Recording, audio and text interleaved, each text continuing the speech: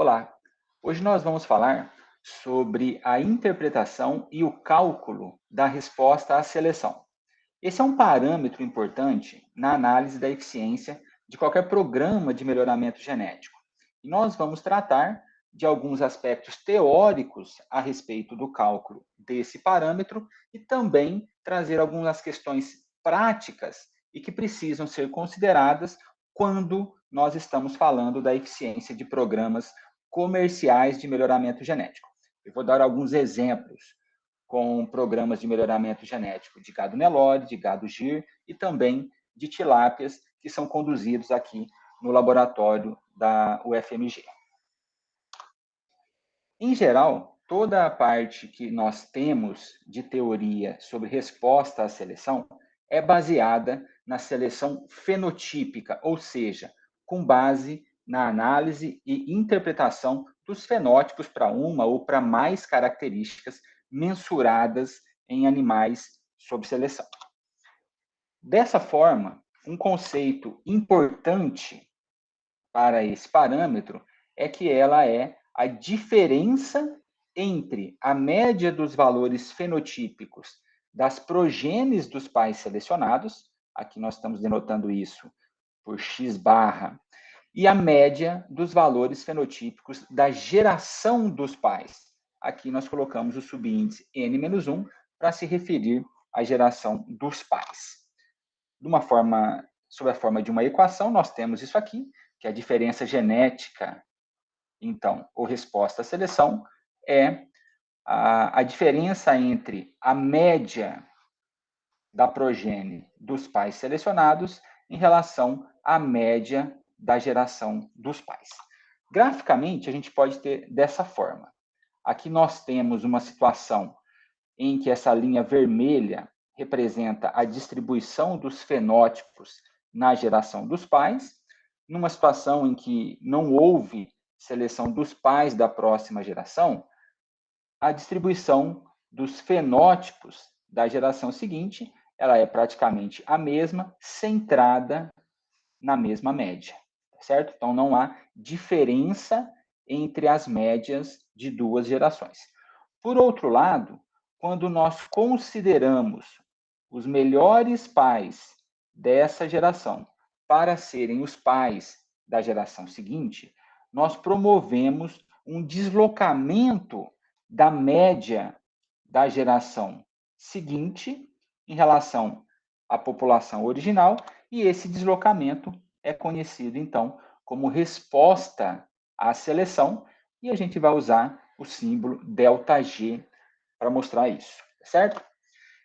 Existe uma pressuposição muito importante nessa definição de que não há mudança no ambiente de criação e que toda essa alteração da média é causada única e exclusivamente pela escolha de indivíduos geneticamente superiores.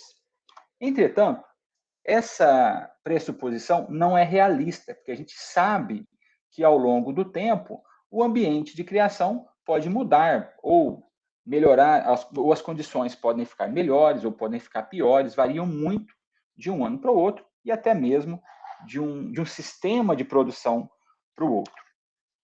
Então, uma forma que se tem para fazer a análise da resposta à seleção é com a utilização de populações controle. E nós temos um exemplo muito bom de um projeto de melhoramento genético de raças zebuínas conduzido aqui no Brasil, mais especificamente no Instituto de Zootecnia de Sertãozinho, em São Paulo, cujo objetivo foi demonstrar o potencial da resposta à seleção para crescimento em raças zebuínas. Esse projeto começou em 1980 e os critérios de seleção utilizados são os pesos aos 378 dias para machos e o peso aos 550 dias em fêmeas. E uma coisa muito importante é que nesse projeto mantém-se uma população controle na qual os pais da próxima geração são escolhidos de forma a representar a média da geração a que eles pertencem, e essa população serve para identificar mudanças no ambiente de criação. Eu vou compartilhar alguns dados que a doutora Maria Eugênia e a doutora Joslaine disponibilizaram para essa aula, referente às médias dos pesos dos machos Nelore do rebanho controle, que é esse em vermelho aqui, que, como nós falamos, serve para acusar eventuais alterações no ambiente de produção, e também do rebanho seleção da raça Nelore, que é esse rebanho em azul, que tem suas alterações, tem as alterações das suas médias causadas por alterações no ambiente de produção, que são muito semelhantes a essas aqui, e também decorrentes da seleção dos animais com base naqueles critérios que foram falados anteriormente. Então, nesse caso, a gente percebe uma grande mudança no peso aos 378 dias, que decorre da alteração no ambiente de produção e também da seleção. E como nós identificamos e como nós quantificamos o efeito da seleção? A gente percebe que, ao longo do tempo, a diferença entre as médias do rebanho seleção e do rebanho controle vão aumentando. E a gente pode, então, analisar essa diferença com o passar do tempo, de forma que a gente estima o quanto está havendo de alteração na média em decorrência da alteração do valor genético dos indivíduos. Então, nesse caso, percebe-se um aumento de 2 quilos por ano na média da característica usada como critério de seleção, em função da escolha dos pais da próxima geração. E quando a gente faz a seleção para uma característica, a gente também tem como modificações a resposta correlacionada, ou seja, alterando uma característica, a gente também tem reflexos sobre outras características que estão geneticamente correlacionadas. Eu vou trazer um exemplo do trabalho da doutora Sara Bonilha, que avaliou, nesse rebanho do Instituto de Zootecnia, os pesos ao abate e o peso de carcaça de animais representativos do rebanho controle e do rebanho seleção, nascidos em 1999, tá certo? E aqui, esses animais foram abatidos por volta dos 22 meses de idade, quando alcançaram um acabamento mínimo de carcaça. Então, dá para perceber um efeito muito grande da seleção para peso aos 378 dias, também sobre o peso ao abate, nesse caso, uma diferença de 69 quilos, que também tem reflexos sobre o peso das carcaças. A gente tem uma alteração de 2,5 arrobas praticamente sobre o peso de carcaça dos animais abatidos no mesmo ponto de abate, numa idade semelhante. Mas como, às vezes, uma imagem vale mais do que 1000 palavras, eu gostaria de mostrar essa foto que a doutora Sara compartilhou comigo, para ilustrar o quanto a seleção para uma característica pode ter de reflexo sobre outras características com o passar do tempo. Então, aqui a gente percebe, em animais que participaram desse experimento, uma carcaça de um animal, de um rebanho que não foi selecionado, e uma carcaça de um animal, de um rebanho selecionado para características de crescimento. O efeito é muito grande, é um trabalho de pesquisa, mas que também traz resultados extremamente aplicados para o setor comercial. E a gente consegue, por meio de considerações teóricas, predizer a resposta à seleção. Vou falar um pouquinho sobre teoria agora. A gente sabe que os elementos que determinam o ganho genético por ano são o diferencial de seleção, que é a superioridade dos pais selecionados em relação à média do seu grupo, a herdabilidade da característica e também o intervalo de gerações. O diferencial de seleção, por sua vez, é determinado pela intensidade de seleção e pelo desvio padrão fenotípico. A intensidade de seleção nada mais é que uma forma padronizada de expressar a diferença entre os animais selecionados em relação ao seu grupo em números de desvios padrões. Substituindo esse termo nessa equação, nós temos aquilo que a gente chama de equação fundamental do melhoramento, que mostra que o ganho genético anual é uma função da intensidade de seleção, do desvio padrão fenotípico, da herdabilidade e do intervalo de geração naquela população em análise. A gente pode ir um pouco além. Se a gente substituir o termo herdabilidade nessa equação, pela divisão entre a variância genética aditiva e a variância fenotípica, e após algumas outras alterações, a gente também chega numa nova equação, que representa a mesma coisa dessa equação anterior, só que ela expressa o ganho genético anual como uma função da intensidade de seleção, do desvio padrão genético aditivo e da acurácia, que nesse caso pode ser interpretado como a correlação entre o fenótipo e o valor genético verdadeiro daquela característica. Essas duas equações podem ser utilizadas para a predição da resposta à seleção, e o que elas trazem de muito importante e que nós devemos sempre considerar em um programa de melhoramento genético é que a resposta à seleção depende da intensidade de seleção, do desvio padrão fenotípico ou genético daquela característica em análise, da herdabilidade ou da acurácia da predição e também do intervalo de gerações. Então, esses 4 fatores são determinantes da resposta à seleção, tanto do ponto de vista teórico quanto do ponto de vista prático. O que acontece, pessoal, é que quando realizam-se experimentos para avaliação da resposta à seleção, nem sempre a resposta realizada é igual à resposta predita. Normalmente a gente tem uma pequena diferença entre esses dois conceitos. Por quê? Na prática, o diferencial de seleção realizado é menor que o diferencial de seleção teórico. A gente não consegue, por vários motivos, escolher sempre os melhores animais de uma determinada geração, ou às vezes algum animal tem algum defeito morfológico, ou o animal tem algum problema reprodutivo, ou às vezes os melhores animais são sempre da mesma família e a gente acaba optando por escolher indivíduos que são de famílias diferentes para a gente preservar um pouco da variação. A herdabilidade realizada é diferente da herdabilidade estimada. Todo processo de estimação tem algum erro e às vezes a gente superestima a herdabilidade, o que pode ter reflexos sobre o cálculo da resposta predita.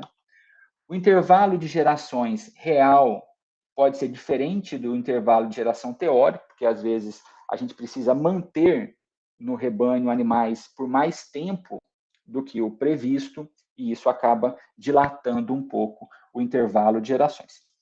Em alguns casos, quando nós falamos sobre experimentos com populações controle, nós também podemos ter algum tipo de mudança genética na população controle, o que acaba subestimando a mudança genética, e também, por várias situações, nós podemos ter a necessidade de utilização de critérios de seleção adicionais. Então, os animais não são selecionados única e exclusivamente com base naquela característica para a qual temos interesse em predizer a resposta à seleção.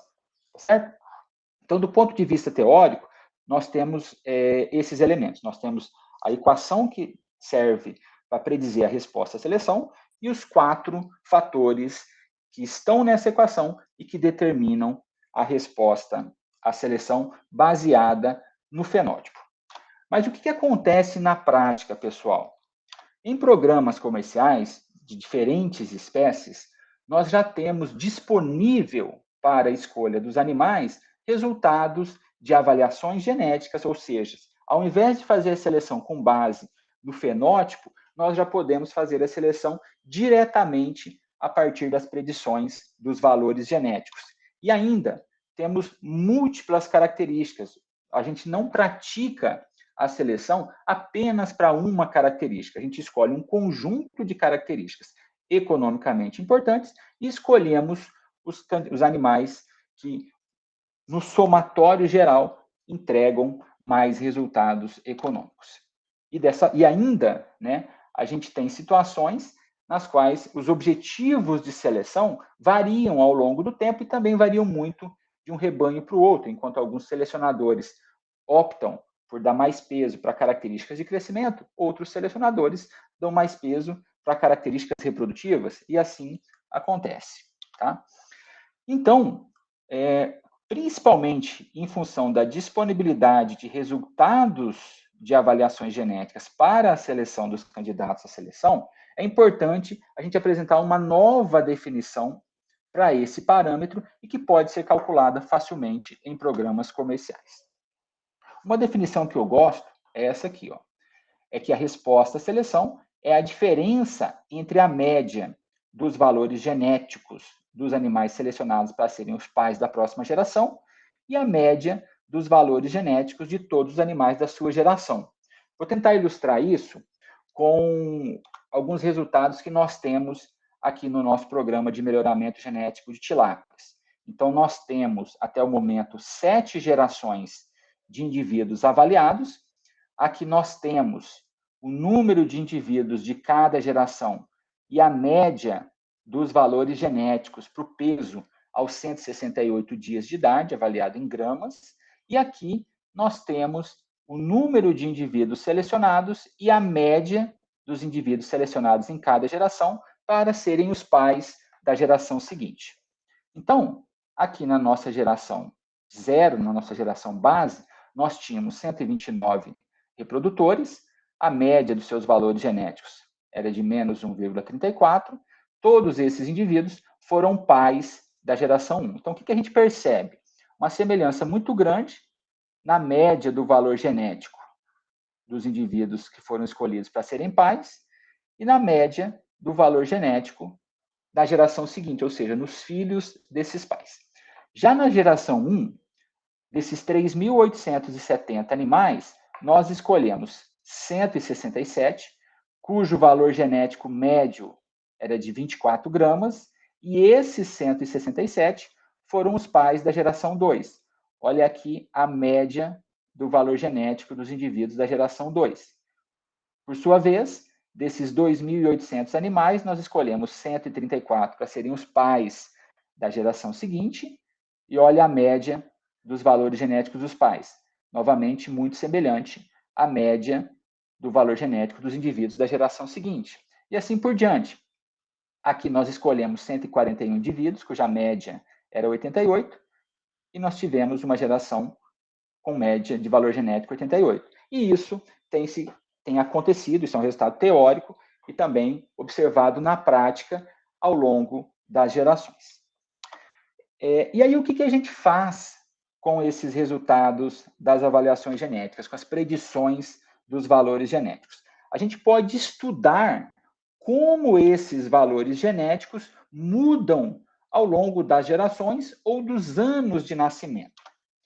Uma forma que nós temos de fazer isso é fazer a predição da resposta à seleção por meio de uma análise de regressão. Nessa análise de regressão, nós ajustamos uma equação de regressão linear, na qual nós temos como variável dependente os valores genéticos e como variável independente o número de gerações ou o ano de nascimento dos animais. Consequentemente, nós obtemos estimativas para o intercepto e para o coeficiente de regressão linear. Como que nós interpretamos esses parâmetros? A estimativa do intercepto reflete a média dos valores genéticos dos indivíduos quando nós tratamos x igual a zero, ou seja, na geração zero, tá certo? E a estimativa do coeficiente de regressão linear reflete a mudança observada em y, ou seja, na média do valor genético, em função da alteração de uma unidade em x, tá certo? Que é a geração ou o ano de nascimento.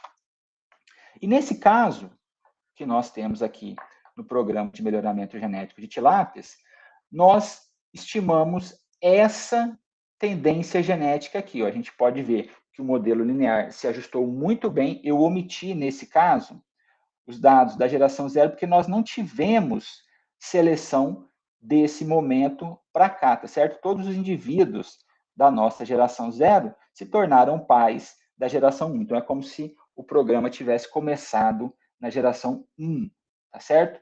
E a gente observa que a estimativa do intercepto foi de menos 30 e a estimativa do coeficiente de regressão linear foi 29, ou seja, a cada geração nós estamos obtendo uma mudança genética de 29 gramas na média do peso aos 168 dias de idade. Nesse caso, pessoal, essa estimativa do intercepto não tem uma interpretação muito correta para ser discutida. Então, seria fácil de interpretar se nós tivéssemos considerado essa geração como sendo a geração zero e feito as estimativas a partir daí, o que também pode ser feito facilmente, tá certo? O que a gente quer demonstrar com isso aqui é que existe uma mudança na média dos valores genéticos.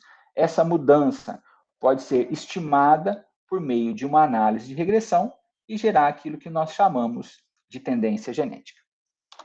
Um resultado importante que a gente tem na análise de programas de melhoramento genético é que o sexo não tem efeito sobre a média dos valores genéticos dos animais nascidos, ou seja, a média dos valores genéticos dos machos e das fêmeas de uma mesma geração são iguais, tá certo? O que acontece é que quando nós praticamos a seleção, em função de diferenças nas taxas reprodutivas e nas intensidades de seleção, a média do valor genético dos machos selecionados é maior do que a média dos valores genéticos das fêmeas selecionadas. É isso que nós observamos aqui no nosso programa de melhoramento genético de tilápias, olha.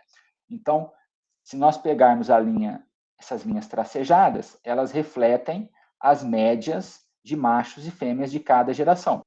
Por outro lado, essas linhas contínuas refletem as médias dos machos e fêmeas de cada geração que se tornaram pais da geração seguinte.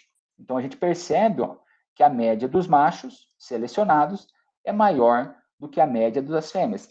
E esse tipo de análise é importante para a gente perceber e para a gente verificar se nós estamos, de fato, escolhendo os melhores reprodutores para serem os pais da geração seguinte. A gente tem algumas alterações de um ano para o outro, em função de, no nosso caso aqui, até alguns problemas que nós encontramos no início do experimento. A gente perdeu alguns tanques em função de problemas de energia, e aí nós não tínhamos muitos candidatos à seleção, principalmente fêmeas, e praticamente as fêmeas disponíveis para serem mães da geração seguinte eram representativas daquela geração. Então, a gente não conseguiu praticar muita seleção em alguns anos. Por outro lado, como o número de machos escolhidos sempre é menor, a gente consegue realizar uma intensidade de seleção maior e, dessa forma, sempre as médias dos machos selecionados são maiores que as médias dos machos nascidos. A gente também faz uma análise para verificar se os machos que nós escolhemos, eles de fato eram os melhores machos disponíveis naquela geração. Então, nós temos isso aqui, ó. Esses dados aqui são os mesmos dados de um dos quadros anteriores que eu mostrei para vocês, E aqui eu peguei os indivíduos, os 129 indivíduos, respeitando-se o número de machos e fêmeas que foram escolhidos, e calculei as médias dos seus valores genéticos. No caso da geração 0, eram os mesmos animais, então não há diferença, mas nas gerações seguintes, nós temos aqui 167 indivíduos que não necessariamente são os mesmos indivíduos daqui. E a média dos seus valores genéticos, desses melhores indivíduos, eram diferentes das médias desses indivíduos aqui.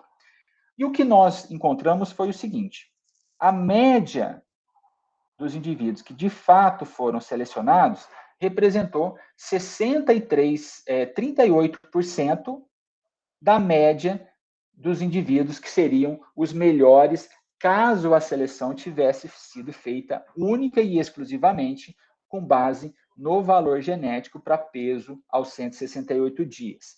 Com o passar do tempo, nós conseguimos melhorar esse percentual, tá certo? Ou seja, a gente está melhorando a eficiência do nosso processo de seleção. E por que a gente não consegue aproveitar 100% dos melhores indivíduos? Em primeiro lugar, as taxas reprodutivas dos animais selecionados variam. Às vezes a gente escolhe alguns indivíduos e que na hora da seleção eles não entram em reprodução. Por outro lado, a gente também tem restrições muito sérias na hora de escolher os candidatos à seleção, porque nós pegamos indivíduos que são representativos de várias famílias. A gente não escolhe simplesmente os indivíduos com base na classificação, porque às vezes a gente teria que escolher muitos indivíduos da mesma família e, consequentemente, teríamos perda de variabilidade genética. Então, a gente tenta ponderar a escolha dos indivíduos com os melhores valores genéticos e que sejam provenientes de várias famílias. E um outro componente que ajuda a explicar essa eficiência abaixo de 100% é que, na prática, nós temos também outros critérios de seleção que acabam sendo impostos para a escolha dos indivíduos, como, por exemplo, a maturidade sexual. Todos os indivíduos selecionados têm que estar aptos à reprodução para que eles se tornem, então, os pais da geração seguinte. Eu vou trazer aqui agora alguns pontos que precisam ser levados em consideração na hora da interpretação dessas tendências genéticas, especialmente em programas comerciais de melhoramento genético. A gente pode calcular essas tendências de duas formas, ou considerando o conjunto inteiro dos dados, considerando todos os rebanhos que fazem parte de um programa, ou para cada rebanho separadamente. E isso pode nos dar algumas dicas. Vejam só, aqui eu tenho as estimativas do intercepto e do coeficiente de regressão linear de 128 rebanhos da raça Nelore que estão associados ao programa de melhoramento genético Embrapa GenePlus. São dados atualizados no benchmark de 2021. No eixo X, nós temos o intercepto, ou seja, a média do valor genético no início que os dados foram analisados, e no eixo Y, nós temos a tendência genética, ou seja, a mudança anual para a média do valor genético daquela característica. Nesse caso, todas as características estão padronizadas e expressas na mesma unidade, que é unidades de desvios padrões genéticos. O que a gente percebe? A gente percebe que, em algumas situações, por exemplo, nesse caso aqui, ó, é um rebanho com uma tendência genética muito alta, só que ele começou de uma base inferior. Então, ele tem mais opções, ou tem uma avenida maior para percorrer para a promoção do melhoramento genético. Por outro lado, a gente tem alguns outros rebanhos aqui, ó, que já começam de uma base muito alta e o ganho genético anual é menor, ou porque ele tem menos opções de seleção, ou porque ele usa critérios de seleção diferentes, tá certo? Na prática, a gente tem uma variação muito grande do mérito genético de um rebanho para o outro, e também os critérios de seleção variam. Cada selecionador opta por dar mais peso a uma ou outra característica, e isso faz com que os rebanhos se mantenham diferentes ao longo do tempo. E aí, uma análise da tendência genética média serve para verificar se os rebanhos estão evoluindo no sentido favorável, no sentido desejável, mas ela deixa de expressar algumas diferenças importantes entre rebanhos e que têm que ser consideradas na análise de cada programa em particular. Vou falar um pouco agora sobre alguns resultados que nós estamos obtendo no programa de melhoramento genético de tilápias, aqui do grupo de pesquisa e estudos MGT-Aqua, da Escola de Veterinária da UFMG. É um programa iniciado em 2013. Anualmente, nós mantemos aproximadamente 80 famílias, sendo 40 machos e 80 fêmeas. Os animais são criados no sistema de biofloco. O principal critério de seleção utilizado é o peso aos 168 dias, e nós realizamos avaliações genéticas para que os indivíduos sejam selecionados com base nos valores genéticos. Esse aqui é um gráfico genérico, onde nós temos as mudanças genéticas expressas em números de desvios padrões para 3 características importantes no nosso programa. Em vermelho, o peso aos 56 dias de idade, que é o momento em que os animais são identificados individualmente. Verde é o peso aos 168 dias de idade, que é o nosso critério de seleção principal. E em azul, nós temos o rendimento de carcaça, que é uma característica que tem sido avaliada, mas até o momento não foi incluída no nosso objetivo de seleção. A gente, a partir da 7ª geração, já incluímos o rendimento de carcaça no nosso objetivo de seleção. Então, só lembrando, nesse caso, são características expressas, são medidas em unidades e escalas diferentes, mas para fazer esse gráfico, elas foram reescalonadas todas em termos de números de desvios padrões genéticos, por isso que elas estão todas próximas aqui. E a gente tem que, eu vou falar sobre um pouco dos benefícios da seleção com base numa dissertação de mestrado defendida em 2021 pelo Arthur Cavati, foi orientado pelo professor Eduardo Turra, na qual eles estudaram algumas características, e aqui eu vou falar, por exemplo, sobre dias de cultivo e também sobre o retorno econômico de indivíduos que eram progênies da população controle e também progênies dos indivíduos da 4ª geração de seleção. Nesse caso, eles definiram que os animais seriam abatidos ao alcançarem 750 gramas de carcaça, e esse peso foi alcançado aos 266 dias na progênie da geração controle e aos 209 dias na progênie da 4ª geração de seleção, ou seja, uma redução de 57 dias ou de 21% na média do período de cultivo. E isso trouxe outros benefícios. E um grande benefício foi o aumento do lucro operacional expresso como reais por metro cúbico no sistema de produção.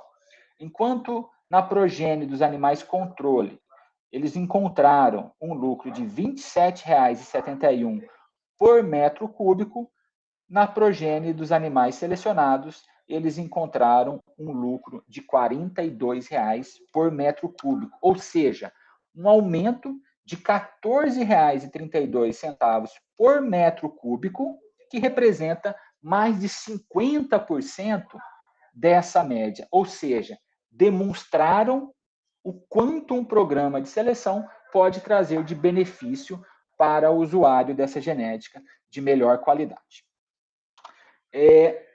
Uma coisa que nós precisamos discutir é que, como nós temos, na prática, a seleção baseada em múltiplas características, porque, na verdade, várias características se combinam e determinam o lucro de uma operação pecuária, a gente precisa atribuir ponderadores para essas características, de modo a encontrar a melhor combinação para avaliação do lucro na operação em que estamos nos referindo.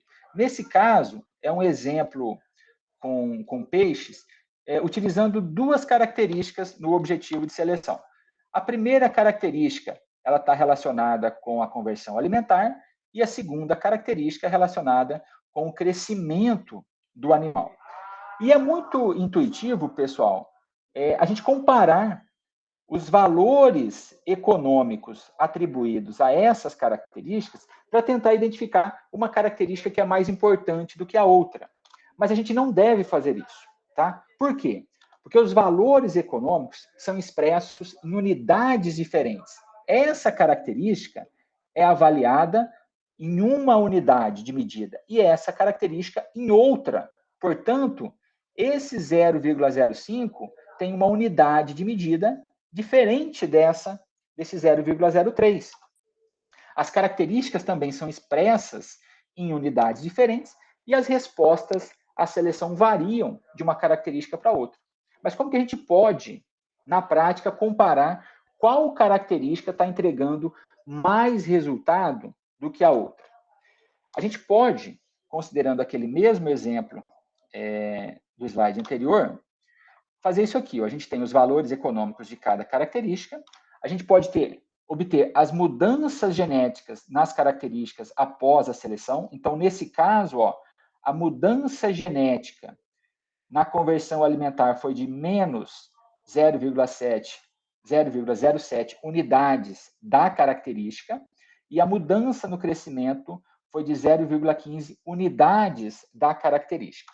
Se nós multiplicarmos essas mudanças genéticas pelos valores econômicos de cada característica, nesse caso, os valores econômicos foram expressos em euros por quilo de peixe, a gente observa que no caso desses autores, eles encontraram uma mudança de 80 centavos de euro por quilo de peixe produzido, dos quais 35 centavos vieram em função da alteração da conversão alimentar e 45 centavos vieram em função da alteração do crescimento dos animais. A mudança genética na conversão alimentar foi responsável por 44% do lucro e a mudança no crescimento foi responsável por 56% do lucro. Então, isso pode ser feito para qualquer situação, seja para um programa de melhoramento genético de tilápias, um programa de melhoramento genético de gado de corte ou de gado de leite. O que nós não podemos é simplesmente comparar os valores econômicos de cada característica e falar que uma característica é mais importante do que a outra com base nisso, tá certo? Vou compartilhar um pouco com vocês uma experiência que nós temos no programa de melhoramento genético de gado de leite. É um programa conduzido pela empresa Agronegócios 2B, na cidade de Ferros, em Minas Gerais. Esse programa ele é baseado na utilização de um índice de seleção que contempla características de produção e qualidade do leite, de reprodução, tanto precocidade como idade do primeiro parto, ou fertilidade como intervalo de partos, e também eficiência de produção. A gente mede o peso das vacas e agora também estamos medindo a eficiência alimentar. Então, é um índice de seleção composto por várias características e o interesse principal é maximizar o retorno econômico ao longo do ciclo de vida do animal. E aí, o que acontece? Qualquer análise, levando em consideração apenas uma das características consideradas no processo de seleção, acaba sendo injusta, porque ela não permite verificar o quanto a gente está obtendo de mudança de maneira combinada. A gente tentou ilustrar o benefício desse programa analisando a receita acumulada média das vacas nascidas em 2007 e das vacas nascidas em 2011. Então, cada linha dessa aqui representa a média da receita gerada por todas as vacas que nasceram no ano de 2007 e no ano de 2011. Eu dei um intervalo entre esses anos só para a gente ilustrar de maneira um pouco mais clara o que a gente tem obtido de resultado. Esses resultados foram obtidos com base nos preços do leite de 2020. E o que a gente percebe? A gente percebe que com a utilização de um índice que também leva em consideração características reprodutivas, a gente começou a obter receita das vacas mais cedo. As vacas começaram a parir mais jovens e começaram a entregar resultado mais cedo. Enquanto as vacas nascidas em 2007 iam parir próximas dos 4 anos e elas só começavam a entregar leite nesse período, as vacas das gerações mais recentes começaram a entregar leite e receita mais cedo. Além disso, elas entregam maior quantidade de leite, e isso se reflete na diferença da receita acumulada. Aqui nós calculamos até os 10 anos de idade, mas isso provavelmente tem reflexo também se nós avaliarmos um período mais longo ou se a gente avaliar o tempo necessário para que cada vaca entregue a mesma receita. As vacas mais recentes vão gastar menos tempo para entregar uma mesma receita do que aquelas vacas antigas que não que estavam no início do programa de melhoramento. Então a gente percebe, pessoal, que nós temos uma maneira teórica para fazer a predição da resposta à seleção. Essa forma teórica, ela é extremamente importante para que a gente identifique quais são os fatores que determinam o ganho genético, né?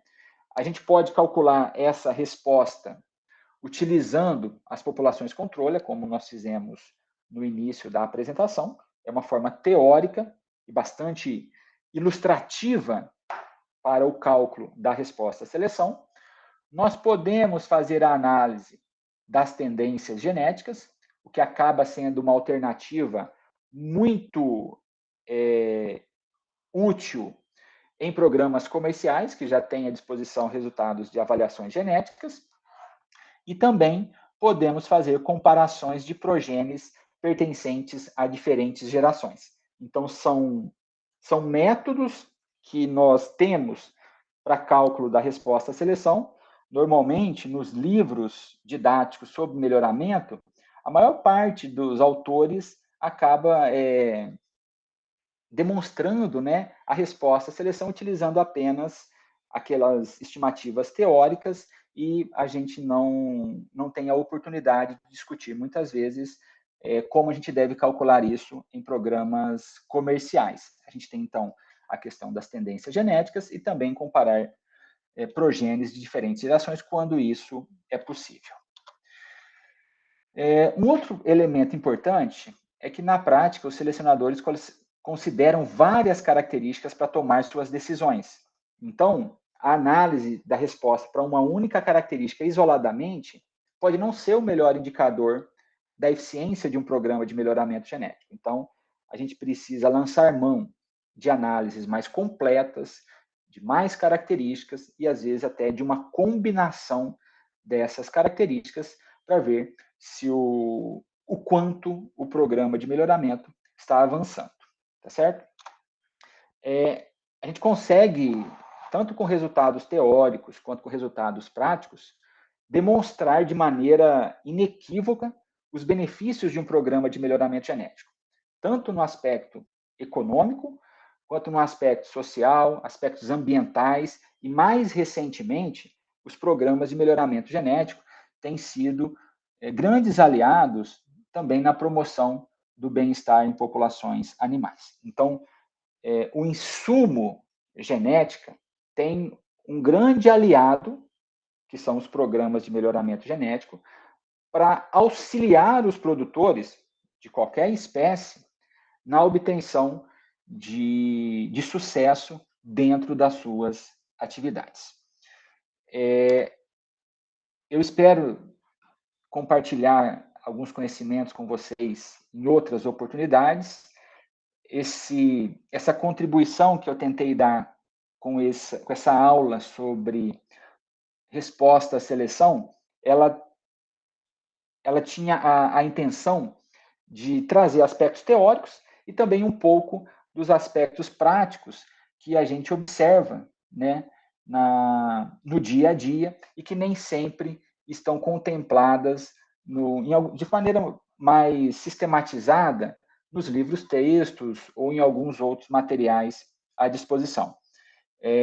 Espero, então, encontrá-los o mais rápido possível numa próxima oportunidade para a gente debater um pouco sobre programas de melhoramento genético. Até a próxima, pessoal.